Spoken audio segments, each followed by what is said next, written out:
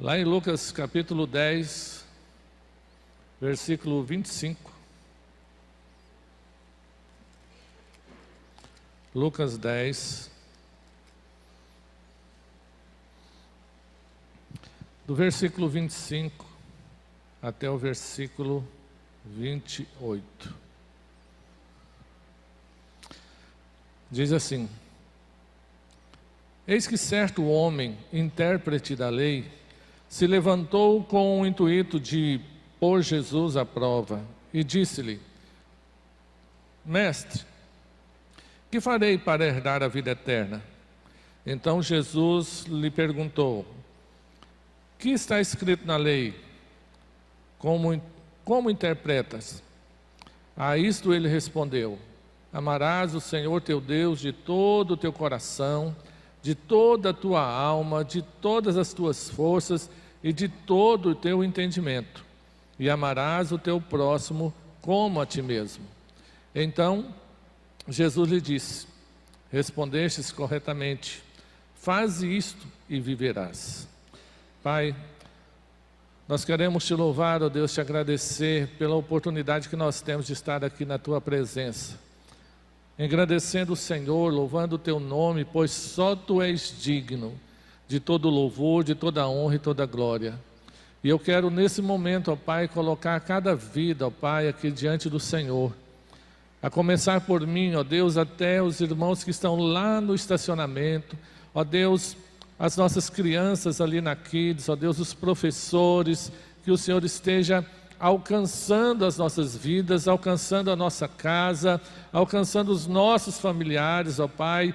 E nessa hora nós levantamos uma palavra de autoridade nessa noite, ó Pai, para que no nome de Jesus, tudo aquilo que é contrário à Tua vontade, tudo que se levanta, ó Deus, contra nós, ó Pai, vinda da parte do adversário das nossas almas, nós ordenamos que bata em retirada agora, na autoridade do nome de Jesus. Nós declaramos esse lugar, ó Deus, livre, esse ambiente, ó Deus, tomado pelo Teu Espírito, Senhor, e que Tu venhas falar ao nosso coração de uma forma poderosa, ó Pai.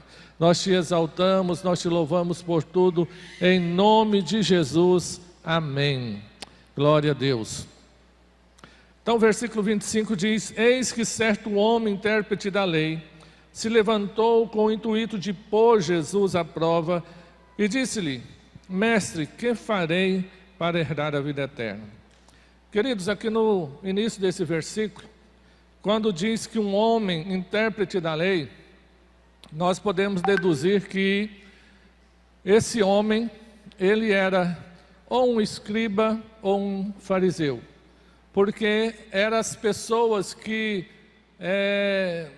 verdadeiramente elas tinham mais intimidade ali com a lei, né? O escriba, ele era especialista com relação à lei, à escrita da lei, e os fariseus, ele era especialista em observar e cumprir a lei, de maneira que eles eram essas pessoas cujo texto aqui está falando um intérprete, um conhecedor nato da palavra, da lei. E aquele homem, o texto deixa claro que ele chega, se aproxima de Jesus com um propósito de colocar Jesus à prova. Até porque Jesus ele estava anunciando algo novo e contradizendo aquilo que eles criam. E pessoas como eles, doutores, conhecedores, isso inquietava, isso incomodava aquilo que eles acreditavam, o coração deles, a maneira que eles ensinavam, porque aquilo que eles ensinavam estava sendo colocado em xeque. Então, queridos, aquele homem chegou e colocou Jesus à prova, perguntando para Jesus: Senhor, o que eu devo fazer para ser salvo? E eu fico admirado assim de Jesus, como que ele ele não chegava e dava aquela resposta. Ele era muito sábio, né? Eu estou falando no contexto do que ele estava vivendo ali na hora, né? Porque ele é sábio, ele é Deus, ele é o Senhor, né? Mas a gente olha lá para João capítulo 9, naquela história do cego, né, de nascença, quando as pessoas chegaram para ele também e disseram: Senhor, quem pecou, ele ou seus pais para que ele nascesse cego? Ele não foi dando uma resposta assim de imediato. Ele foi e lançou uma outra pergunta, falou para eles: olha, eu quero perguntar para vocês, o batismo de João é do céu ou é dos homens, né? Se vocês me responderem, eu vou dizer para vocês, né, quem foi que pecou, se foi ele ou se foi seus pais.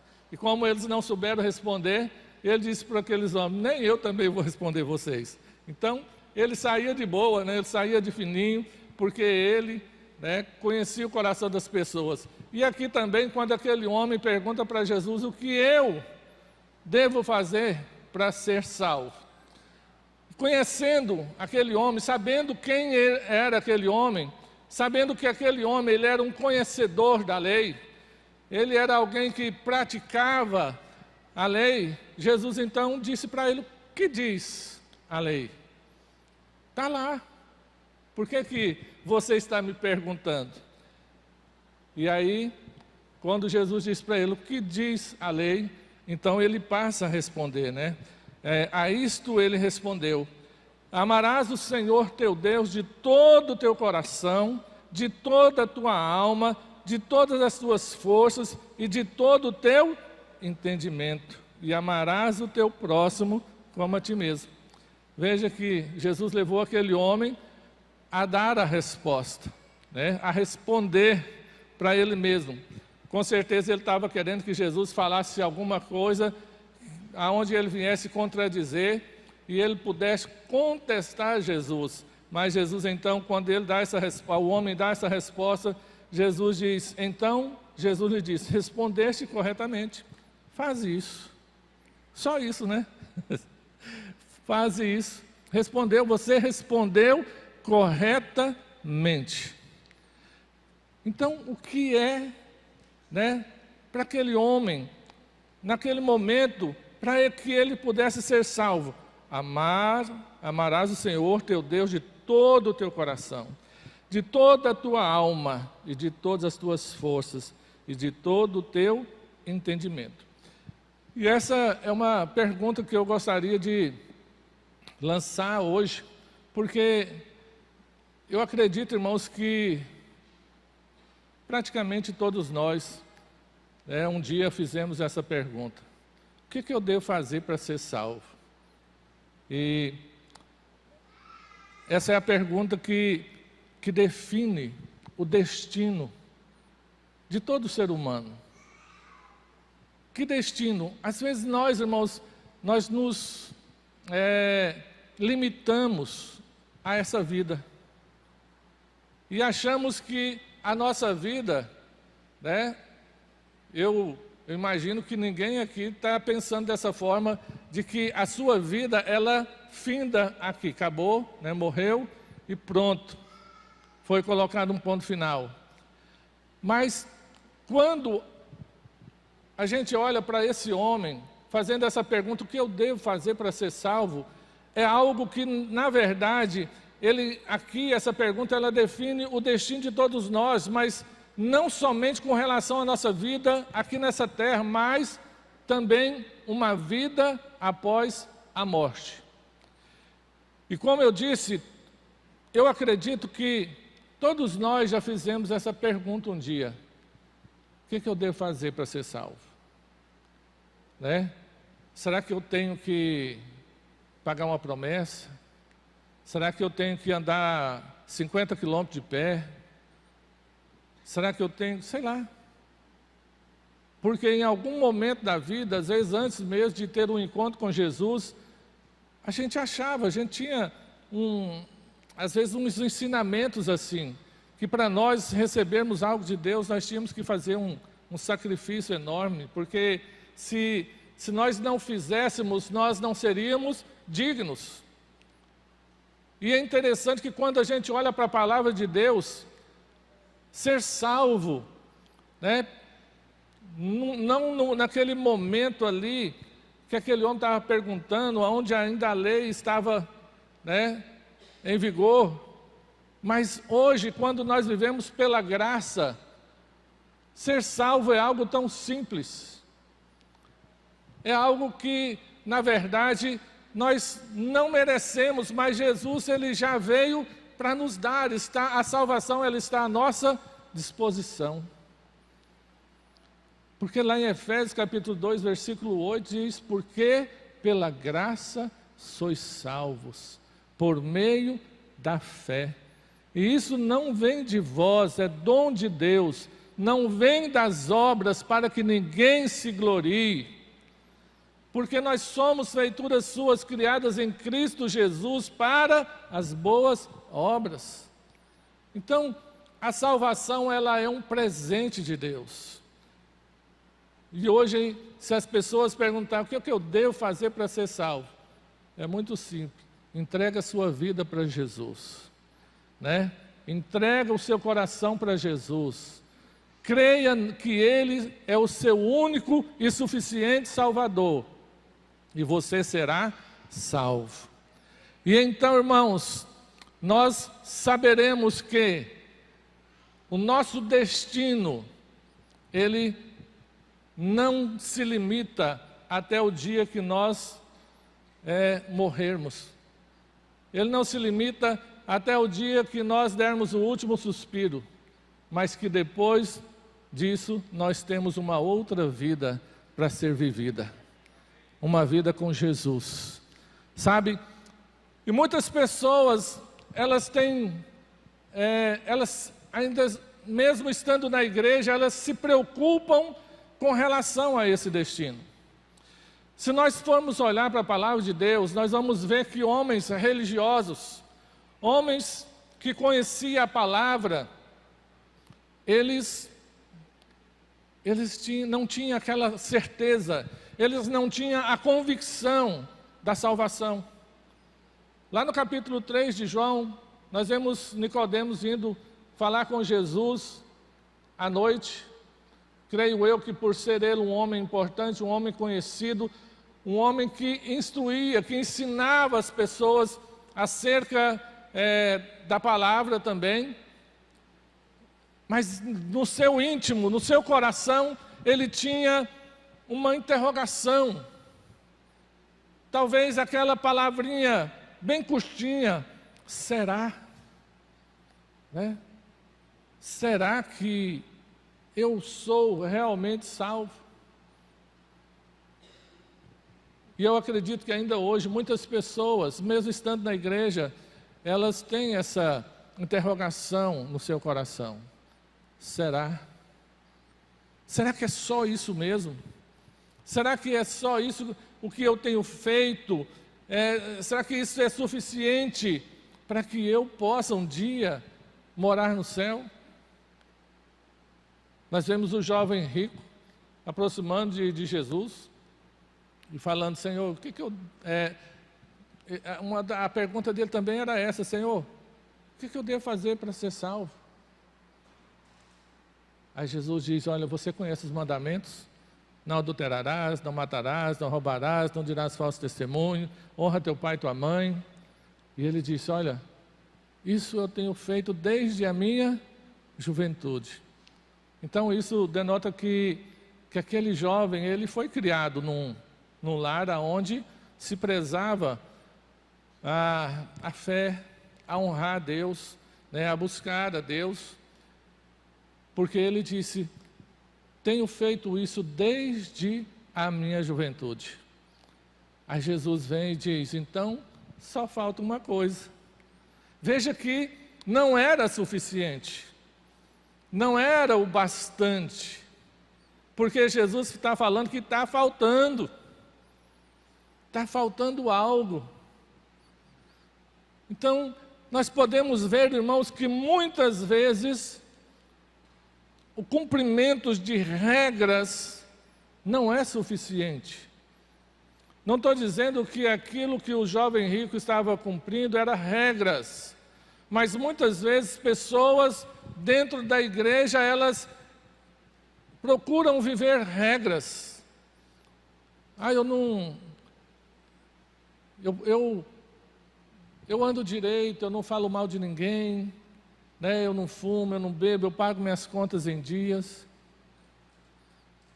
Aí a gente vai lá para Mateus capítulo 7, versículo 24 em diante. Quando Jesus, no final do Sermão do Monte, ele diz que todo aquele que ouve essas minhas palavras, né, e as pratica, será comparado ao homem que edificou a sua casa sobre uma rocha. Então veja só, todo aquele que ouve essas minhas palavras e as pratica, sabe, essa palavrinha ela é muito chave aqui, é prática, é viver, né? Todo aquele que ouve e pratica, que vive, essa palavra praticar é viver. É justamente isso que o Senhor estava falando para aquele homem que tentou ali encurralar Jesus, né?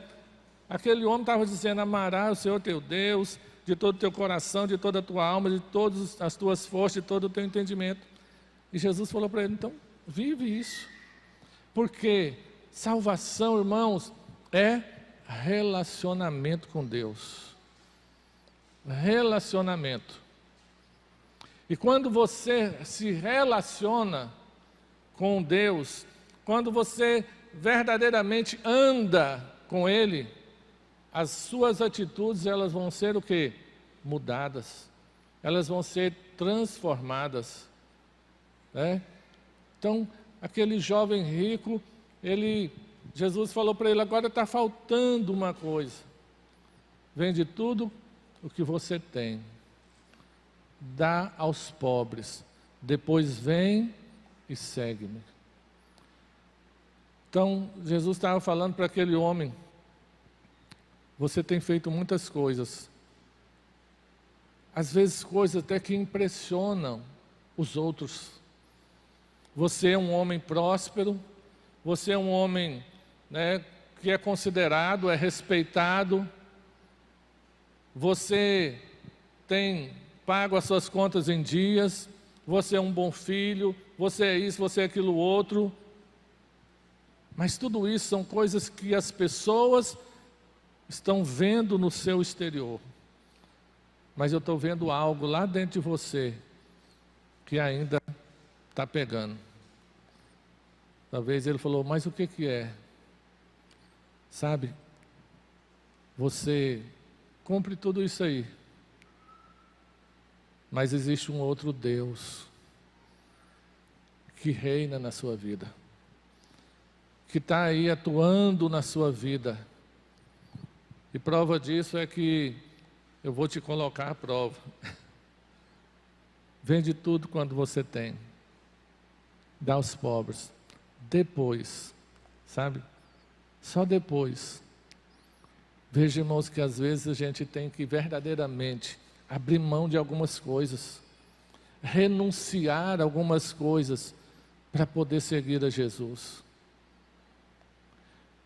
Eu gostaria que todos nós, um dia, quando chegássemos na presença do Senhor, nós não fôssemos reprovados por Ele, porque nós deixamos de abrir mão de algo. Jesus, na verdade, não queria que aquele jovem vendesse os seus bens, mas Jesus só queria dar uma lição para aquele jovem, de que apesar de que ele estava cumprindo mandamentos, mas ele ainda não tinha o seu coração convertido. O seu coração não tinha ainda sido transformado. Porque quando nós entregamos a nossa vida para Jesus, quando Jesus ele entra, nós não temos dificuldade, irmãos, de renunciar. Sabe? E é justamente essa palavra que muitas vezes pesa para nós, é a renúncia. É abrir mão de algumas coisas que nos impedem. Às vezes a gente diz aqui, O que você prioriza mais na sua vida? O que para você é mais precioso? Aonde você investe mais o seu tempo? Aonde você investe mais o seu dinheiro? Porque se eu invisto mais o meu tempo na televisão, vamos dar um exemplo simples, assistindo filmes, né, vendo coisas que às vezes não me edificam, então aquilo está dominando mais, está reinando mais na minha vida. Não estou dizendo que a gente tem que passar 24 horas, né, só lendo a Bíblia, só orando. Não. Mas a gente tem que ter um tempo de qualidade com Deus, para que no momento em que nós formos colocados em prova, a nossa fé for colocada em prova, eu saber responder, assim como Jesus sabia. Porque é um versículo na palavra de Deus que diz que nós precisamos responder a tantos quanto pedir a razão da nossa fé. Se as pessoas chegarem para você, dizer, você tem certeza da sua salvação? Sabe, esse tipo de palavra, irmão, são um tipo de palavra que a gente precisa pregar hoje, porque, na verdade, as pessoas, elas têm ouvido muitas mensagens que na verdade, assim, massageiam o seu ego, né? E quando a gente fala acerca de o que eu devo fazer para herdar a salvação, isso não se trata do que eu posso ganhar aqui nessa terra. A salvação não é aquilo que Deus pode me dar aqui nessa terra. Sabe, embora Ele pode me dar muitas coisas. Lá no capítulo 9, que o Eduardo leu, lá em 1 Coríntios, a palavra do Senhor diz que Deus ama o que dá com alegria, né? Que Ele é aquele que dá semente ao que semeia, porque se nós estamos semeando é porque Ele deu a semente. Então, porque dEle, por Ele, por meio dEle são todas as coisas, glória pois a Ele eternamente, amém. Sabe, Ele pode nos dar, mas muitas vezes o evangelho que se prega hoje é um evangelho do conforto, o evangelho do bem-estar, o evangelho da riqueza, o evangelho da prosperidade na terra. Quando na verdade Deus não está muito preocupado com isso acerca da nossa vida. Até porque eu digo sempre aqui na igreja que Deus Ele não dá asa à cobra, irmãos. Olha para a pessoa que está do seu lado. Eu não estou dizendo para você ver se ele é uma cobra ou não, né? Porque se for, é uma cobra de asa ou sem asa. Então, às vezes, eu posso, né, fazer uma aliança com Jesus e eu nunca vou ser rico, sabe? Porque talvez se Deus me der riqueza, eu vou deixar Ele.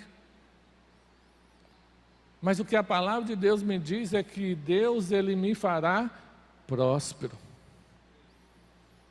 E prosperidade não é riqueza. Muito embora, né, também, algumas situações também podemos englobar isso, mas a prosperidade é você ser feliz, é você dormir bem, você poder colocar a cabeça no travesseiro, dormir, você entrar para dentro do seu lar, da sua casa, e você ter uma família abençoada, né, uma família unida, filhos obedientes, filhos que não estão dando trabalho para você. São bênçãos que Deus tem para nós. Não estou dizendo que a gente não pode ser rico, mas estou falando que nem todo mundo está apto a ter. Nem todo mundo. E aí, a gente ouve um evangelho que às vezes está sendo pregado como se nós fôssemos obrigados a ter um evangelho onde as pessoas que aceitam Jesus, elas não podem nem sequer adoecer. Que se ela adoecer, ela vai estar o quê? Em pecado. Não. No mundo tereis tribulações. No mundo você vai passar por lutas, por dificuldade. Mas Jesus disse, mas tem de bom ânimo, porque eu venci o mundo. A vitória é nossa. E é por isso que a gente tem que ter a certeza, a garantia da salvação, porque se porventura o Senhor não me curar aqui nessa terra, e eu morrer, eu vou estar curado lá no céu. Eu vou viver eternamente restaurado no céu. Porque a morte, ela não mata o crente. Não se pode, tem uma música que diz, não se pode matar um crente. Ele é salvo, não morre não. Porque quando ele morre aqui, ele vai para a presença de Deus receber o seu galardão. O crente não morre, irmãos. O ímpio também não morre não. Mas nós vamos falar isso agora. Então, essa salvação, ela não trata do que eu posso ganhar nesse mundo. É algo além, é algo maior, é algo muito precioso. Não se trata do que eu posso ganhar aqui, mas do que vem depois. A salvação trata daquilo que vem depois. Se eu fui rico aqui nessa terra, se eu não fui rico aqui nessa terra, se eu fui isso ou se eu não fui aquilo, não importa. Se eu sou fiel com Jesus, o que importa é o que virá depois. Se você ler lá em Apocalipse, nos 4 primeiros capítulos, você vai ver que no final de cada carta das igrejas, está escrito assim, ao que vencer. Ao que vencer, eu darei, que ele sente no meu trono, assim como eu venci, sentei no trono com meu Pai. Ao que vencer, ele vai comer da árvore da vida. Ao que vencer, ele vai receber uma coroa. E assim por diante. Então, há coisas muito mais tremendas, que está por vir do que aquilo que esse mundo pode oferecer. E é por isso que Jesus, ele diz, não ajunteis tesouros na terra, aonde a traça corrói, consome, o ladrão mina e rouba, mas ajunteis tesouros no céu, aonde ali não vai ter ladrão para roubar e não vai ter ferrugem para corroer. Se nós somos bem financeiros aqui nessa terra, mas nós temos que ser muito mais ricos lá no céu. Porque, como eu disse, nós vamos chegar diante de Deus para receber o nosso galardão. Um dia o irmão Aécio vai dar uma palavra aqui sobre galardão, viu, irmãos? Há muitas interrogações sobre galardões. Então, e a gente precisa saber disso. É por isso que muitas vezes as pessoas, elas ficam assim, sem saber das coisas, com dúvida, com insegurança, porque elas não sabem o que virá depois. Porque salvação não é o que eu tenho para receber aqui, mas é o que eu tenho para receber lá. E é por isso que nós precisamos conhecer a palavra de tal forma que eu não venha ter dúvidas, interrogação aqui na minha mente, será?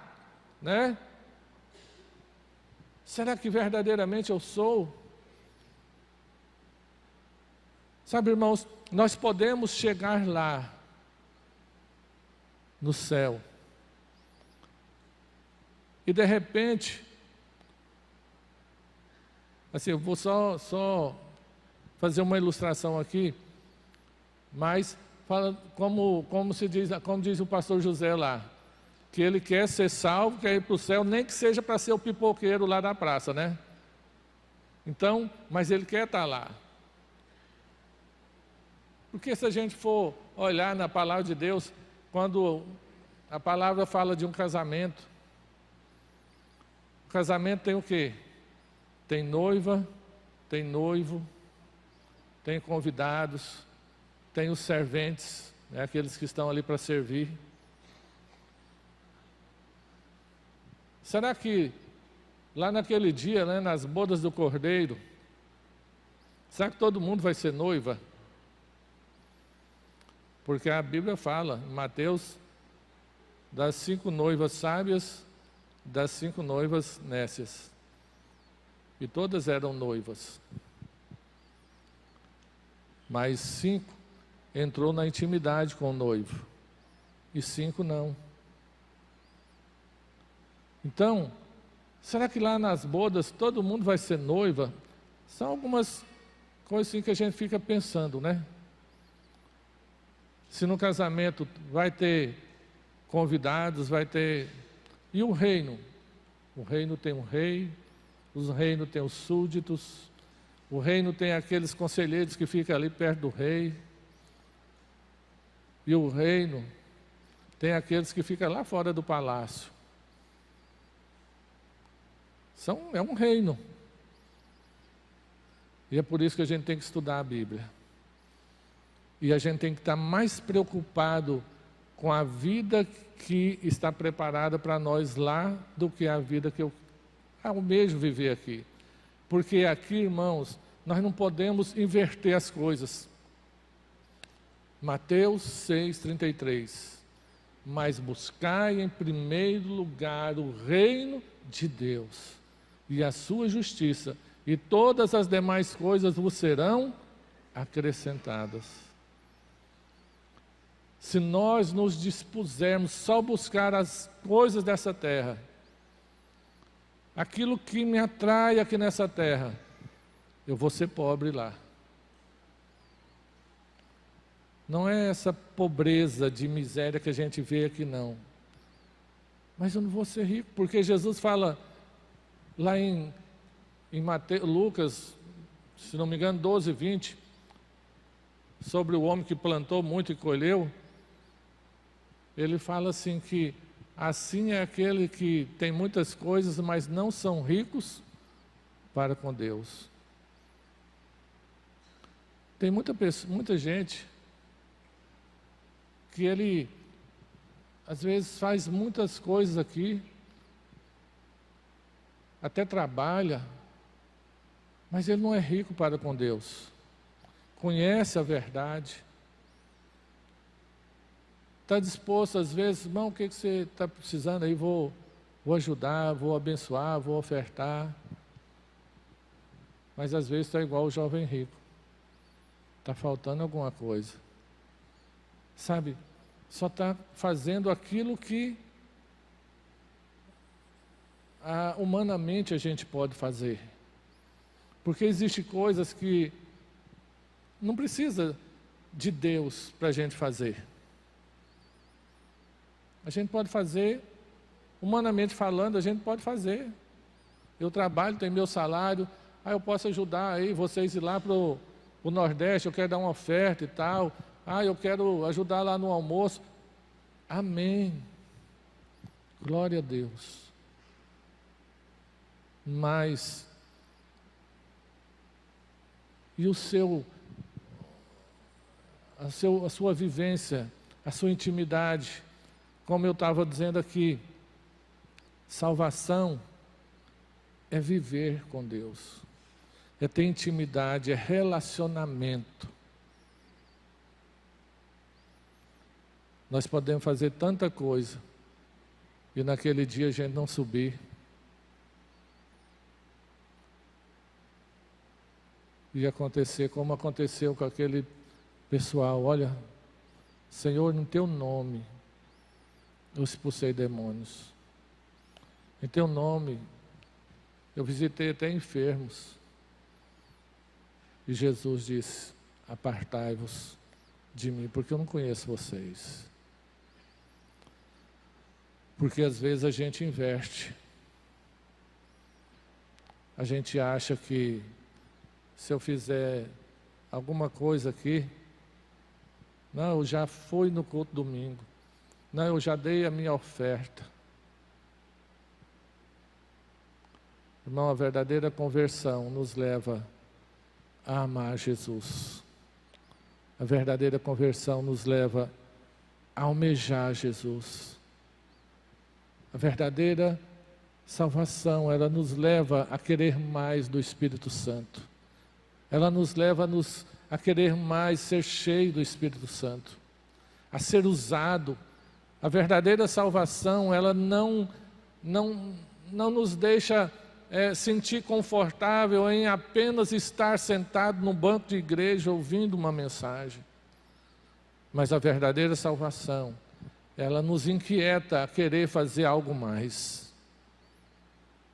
Eu não posso me acomodar, porque a verdadeira salvação é aquela que me leva a dizer: eis-me aqui, ainda que eu tenha que pagar um preço alto.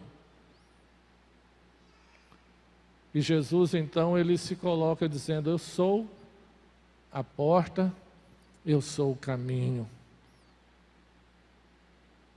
Sabe, nem Maria, mãe de Jesus, ela se colocou como sendo alguém que podia levar a gente para o céu.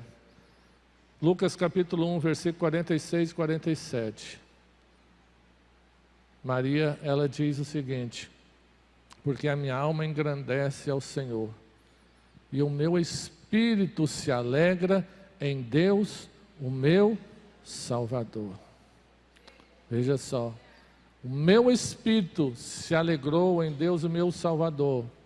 Próximo, o 46. Então diz Maria: minha alma engrandece ao Senhor, e o meu espírito se alegrou em Deus, o meu Salvador. Até ela reconheceu que Deus era o Salvador dela. E muitas pessoas querem colocar Maria como sendo a mediadora. Ela não é mediadora nem dela, quanto mais dos outros. Sabe? 1 Timóteo capítulo 2, versículo 5 diz que há um só Deus e um só mediador entre Deus e os homens, Jesus Cristo, homem. Sabe? E ela não é porta do céu, coisíssima nenhuma. A porta é Jesus. Ele diz lá em João capítulo 10, 9: eu sou a porta. Quem entrar por mim, entrará, sairá e encontrará pastagem. É Jesus, irmãos, é o centro de tudo. Ele é o Senhor, é Ele que morreu, é Ele que ressuscitou, é Ele que disse: olha, fazer isso em memória de mim, porque um dia eu vou voltar, até que eu venha. É Ele.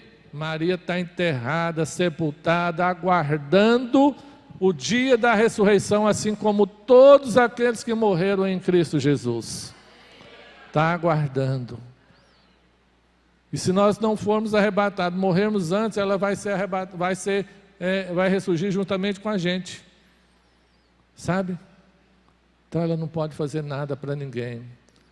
Ela foi um instrumento de Deus para cuidar de Jesus. Foi uma escolhida, foi realmente agraciada. Mas só isso. E que Deus tenha misericórdia das nossas vidas. E que nós, irmãos, não venhamos estar preocupados assim, porque se houver essa preocupação, se eu sou salvo ou não, isso está errado, irmãos. Está errado. Nós temos que ter a certeza da nossa salvação. Pergunta para a pessoa que está ao seu lado: você tem certeza da sua salvação? Sabendo que nós não podemos estar embaraçado com as coisas dessa vida. Nós temos que nos desvencilhar daquilo que impede a nossa caminhada, aquilo que impede a nossa corrida. E nós temos que olhar firmemente para Jesus Cristo, o autor e consumador da nossa fé. Ele é o autor e consumador da nossa fé. Tudo converge em Jesus. Ele é o Senhor. Não há outro. Porque ele diz, fora de mim não há outro.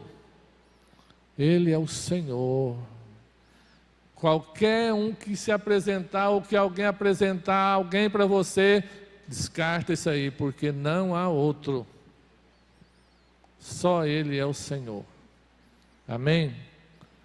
E que Deus nos faça sábios para entender a palavra, para absorver essa palavra, que nós não venhamos estar aí andando entre dois pensamentos, mas entendendo que eu não sou cidadão dessa terra, mas eu sou cidadão do céu, então eu vou procurar ser rico lá no céu, porque quando eu chegar lá eu quero morar numa mansão, da qual nenhuma mansão dessa terra vai ser igual a que eu vou morar lá.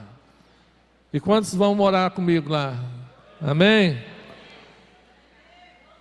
Eu vou ver se eu vou querer vocês como vizinho. Eu já falei que nós vamos abrir um condomínio da El Shaddai lá no céu, né? Aí vai ter uns vizinhos aí que é meio difícil. O Ronaldo, eu vou querer que ele mora mais longe, lá na...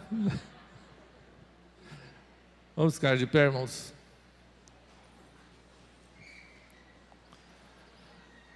Vamos nos cuidar, vamos nos preparar, porque nós não podemos ficar para trás, irmãos. Naquele grande dia nós precisamos e iremos ser arrebatados, né?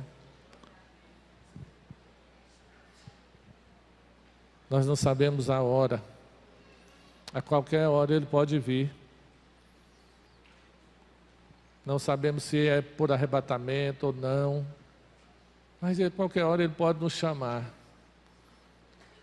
E a palavra diz, prepara-te para encontrar com o Senhor teu Deus. Prepara. Então nós temos que estar preparando, todo dia, né, nos achegarmos a Ele. Irmãos, vamos nos encher do Espírito Santo. Esse mundo precisa de homens e mulheres cheios do Espírito Santo. Homens e mulheres que entenderam que eles não são cidadãos dessa terra, mas são cidadãos dos céus. E nós precisamos ser instrumento para levar mais gente para o céu. Que o Senhor venha te usar, que o Senhor venha nos usar. Feche os seus olhos. Nessa noite, eu não sei se há alguém aqui que ainda não fez uma aliança com Jesus, mas tem alguém nessa noite que gostaria de entregar sua vida para Jesus e ter o seu nome escrito no livro da vida e a certeza de um dia morar no céu. Quero pedir que você levante a sua mão, eu quero orar por você. Se tem alguém aqui nessa noite que quer entregar a sua vida para Jesus, sem timidez, você pode levantar a sua mão. Nós iremos orar por você. Enquanto a gente canta uma canção, se tiver alguém que deseja entregar a sua vida para Jesus, você pode vir e pede a alguém que está aí do seu lado para vir aqui na frente com você. Nós iremos orar. Em nome de Jesus, feche os seus olhos, adore o Senhor e se alegre por saber que você é um cidadão do céu. Você não é cidadão dessa terra. Por saber que o seu nome está escrito no livro da vida e que você um dia vai estar na presença dEle para toda a eternidade. Porque a eternidade, irmãos, não é um tempo que não acaba. A eternidade com Cristo é um tempo de qualidade, é um tempo de vitória, é um tempo de bênção, é um tempo de plenitude na presença dEle. Como eu disse, Muitas pessoas, elas também vão viver uma eternidade mais longe de Jesus, porque a Bíblia diz, o próprio Jesus fala, que há um lugar onde o bicho não morre e o fogo nunca se apaga. Não é para esse lugar. Jesus não nos criou para esse lugar. Jesus nos criou para morar no céu. Aleluia. Glória a Deus.